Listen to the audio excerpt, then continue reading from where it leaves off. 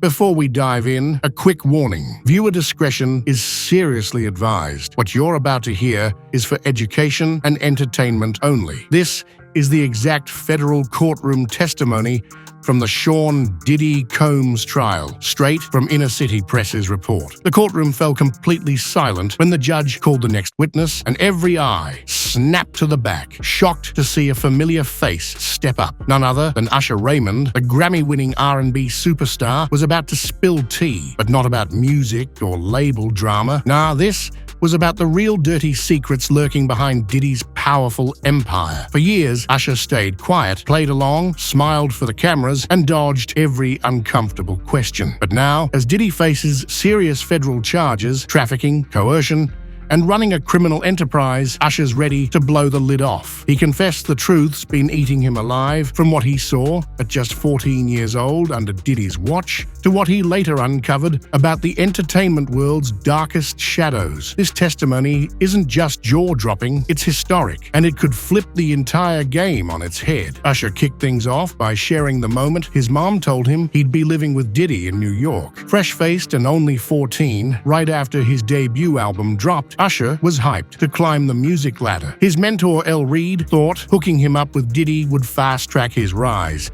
But nobody expected the wild, twisted world Usher was about to step into. "I thought I was going to learn how to be a star," Usher said to the court, calm but tight. What he actually saw? Things no kid should ever witness. From the moment he stepped into Diddy's Midtown Manhattan penthouse, it was a non-stop circus. Champagne at breakfast, strangers crashing in rooms he didn't even know existed, half-naked faces he'd seen on TV and magazines, sprawled everywhere, passed out or barely conscious. This wasn't a home, it was a whole scene. Usher called it the flavor camp. "At first I thought it was just branding," he said, but later he realized it was all about pure indulgence. The courtroom hung on every word as Usher explained how that mentorship quickly twisted into something else. Diddy wasn't teaching him how to sing or perform. No, he was pushed to watch, party with celebrities, and keep his mouth shut. He told me, "This is how we do it. You don't ask questions. You just watch and learn. That's how grown men move." One night, Usher woke up around 3 a.m. to find masked people sneaking into the apartment.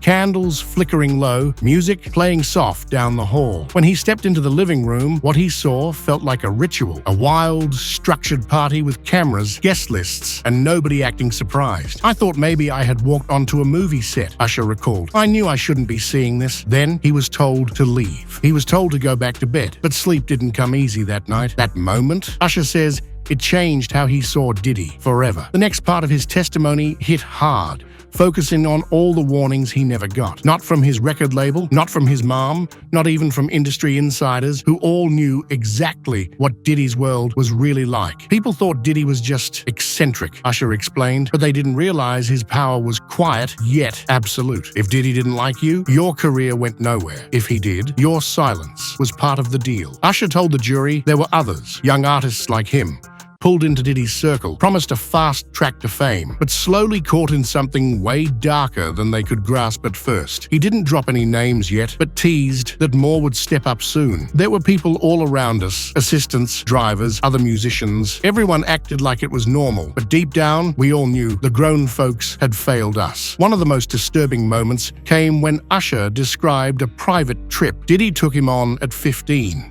A Caribbean getaway, just him, Diddy, and a few others. No press, no cameras, an isolated spot where Usher realized he wasn't there to learn music.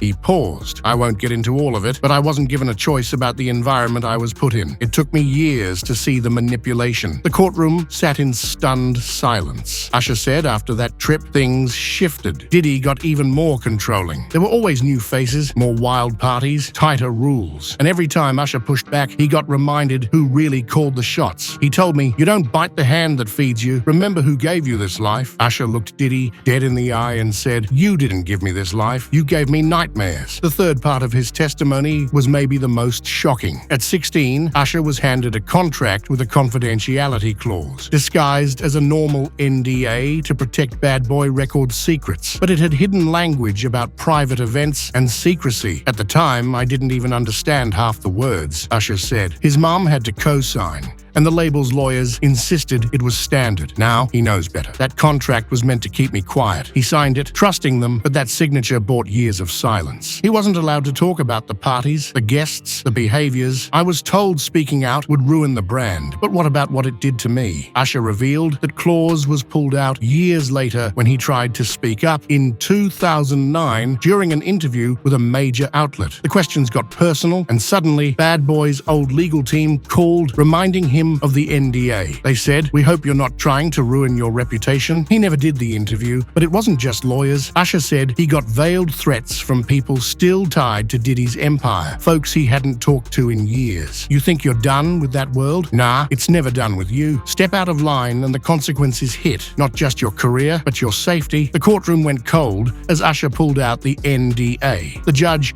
accepted it as evidence. It mentioned audio-visual recordings and forbade unauthorized copies, words that now sounded sinister, considering the rumors about Diddy's freaky video collection. Usher's voice cracked a bit. That document made me feel crazy for years.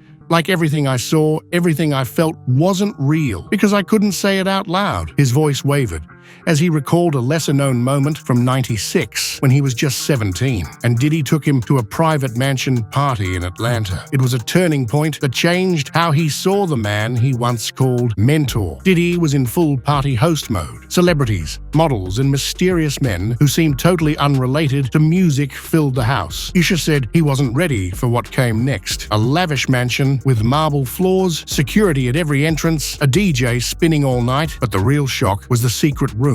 Usher told the courtroom Usher remembered Diddy whispering to one of the security guards as they unlocked a door at the back of the mansion. "You're not ready for that yet," Diddy said with a grin. But of course, Usher peeked anyway. What he saw, people in masks, that's all he'd say. "I didn't know what I was looking at back then," he admitted. "Then came the bombshell. I think that night changed me," Usher confessed. "I saw things I still can't explain. Don't know if it was legal, but I know it wasn't right." He held up photocopies from a journal he'd kept since 1998. At first, just to jot down song lyrics and thoughts, but over time, it became a vault for memories and what he witnessed around Diddy. One entry from March '99 read, "Had dinner with Diddy and 3 execs I didn't know. They kept talking about loyalty. Said, loyalty keeps you on tour. Honesty puts you back home." Diddy laughed. Another entry from October 2000 described a Thursday night invitation. Usher declined. "Too many secrets, too many masks." Diddy says it's just the culture. I don't agree. When the prosecutor asked if he ever told anyone about these entries, Usher shook his head. "I was scared of losing everything. Didn't think anyone would believe me." Asked why he was sharing now, Usher leaned into the mic and said, "Because I've lived with it long enough, it's time the truth comes out." Then, in a moment, he said he hadn't even shared with his closest friends. Usher recounted a 1997 meeting at age 18. Diddy invited him to Miami to meet a powerful music investor who could bankroll Usher's first world tour and boost his career. "I thought it was all business," Usher explained. "Diddy hyped it like the biggest break of my life. Told me to dress sharp and be polite." At the penthouse suite of the Satai Hotel, Usher found 3 men lounging in robes, sipping fancy champagne,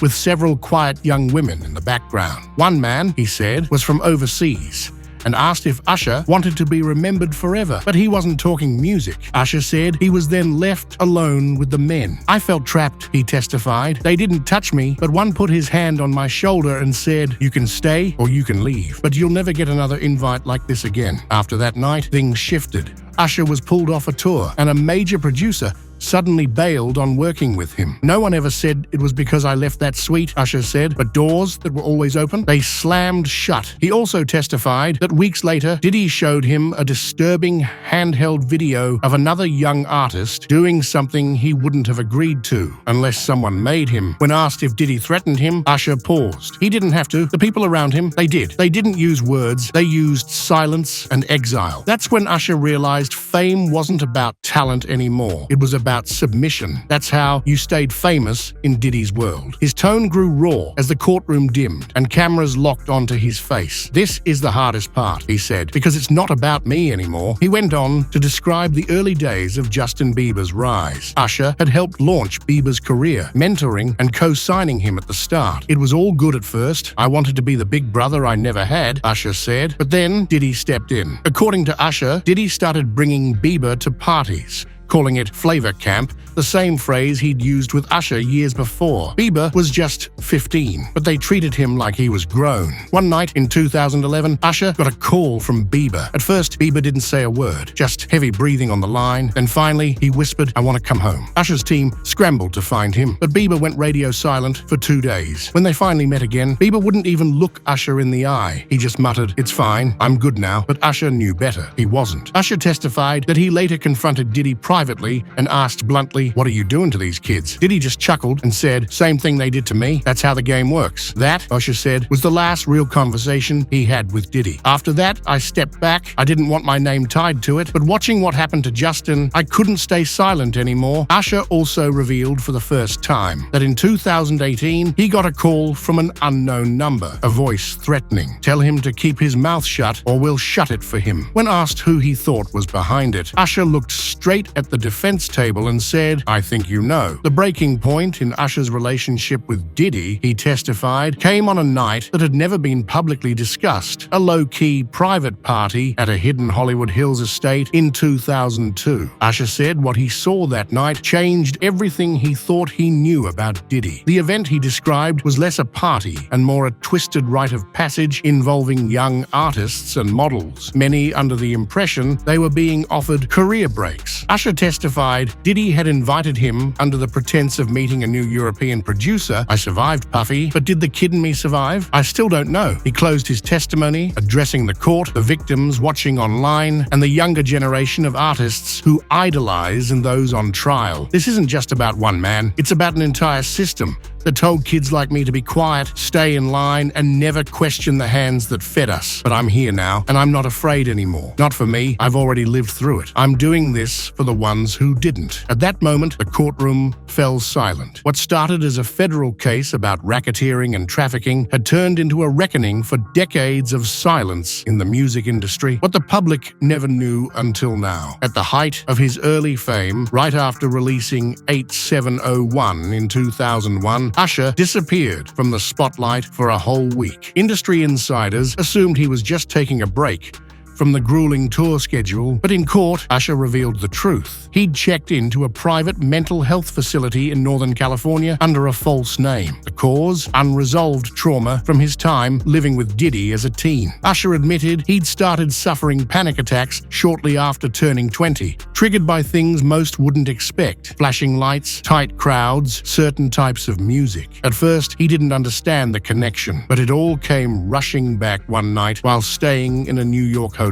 a building that chillingly used to host one of Diddy's infamous parties. "I walked into the hallway and smelled the same brand of candles he used to burn," Usher told the court. Court documents also revealed that several artists had quietly accepted settlements, some just taking small payouts to regain the rights to their own names or to perform their own songs. One of the biggest bombshells, Usher tried to organize a secret meeting in 2011 with other artists to air their collective grievances, but that meeting never happened because someone tipped Diddy off. Even more chilling was Usher's claim that he once witnessed Diddy ordering the destruction of demo tapes and footage belonging to an artist who had threatened to speak out. That artist, Usher said, has since disappeared from the public eye. "I don't know where he is, nobody does, but I remember his voice, and I remember that he was scared." That moment silenced the entire courtroom. When asked why he never spoke up sooner, Usher broke down. His response was haunting and heartbreaking, "Because I thought I owed him. I thought if I stayed silent, I could move on and still be grateful. But you can't be grateful for a lie." The guilt weighed on him for years. He talked about watching other young artists fall into the same trap he once did, and admitted that for a long time, he didn't know how to help them without risking his own career. It was always about leverage, he said, and Diddy had all of it. Usher revealed that in 2016, around the time the infamous Drink Champs clip resurfaced online, he tried to confront Diddy privately, but was blocked by Diddy's legal team. What struck the courtroom most was when Usher shared an unpublished journal entry he wrote the night he finally walked away from Diddy's mentorship for good. It read, "I survived, Puffy, but did the kid in me survive? I still don't know."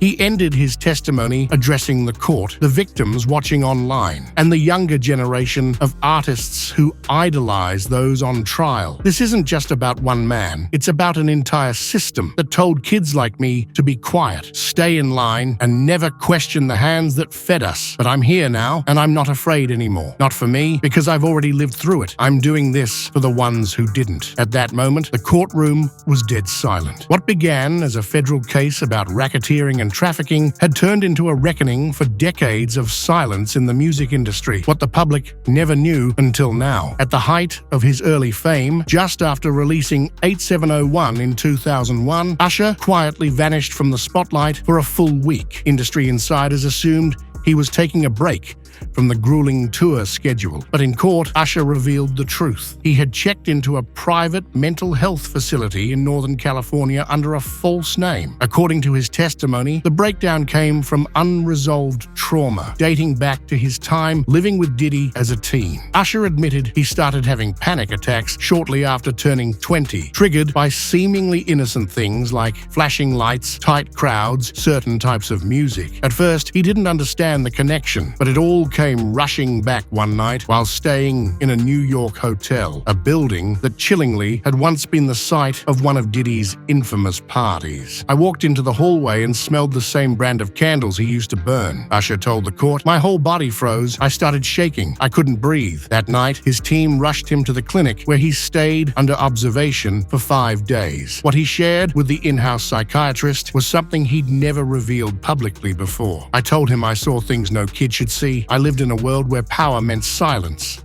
and survival meant smiling through it. That house, it wasn't just a crash pad. It was a place where dreams were sold, but your soul was the price." Usher testified that the psychiatrist diagnosed him with PTSD, a revelation that stunned both the courtroom and his fans watching from outside. He said it took nearly 2 years of therapy before he could sleep through the night without recurring nightmares. Though Usher never named others who may have gone through the same thing, he hinted that several other young artists. Usher went on to say that several other artists who had similar relationships with Diddy either vanished or suffered emotional breakdowns, but they were too scared to speak out. "I was lucky I had the money to get help, but some of the others didn't. One overdosed, another tried to take his own life, and a third, he just disappeared." When asked why he kept this secret for over 20 years, Usher didn't hesitate. "Nobody would have believed me. In 2001, Puffy was untouchable, and I was just the kid with the voice. But now the world is ready to listen." The courtroom held its breath, not just because of Usher's confession, but because of what it meant. Behind every platinum record, every Grammy speech, every sold-out show, there might have been a silent war raging inside the mind of a young artist just trying to survive. And now finally, Usher was speaking up, not just for himself, but for every voice that had been drowned out by the music industry's heavy silence.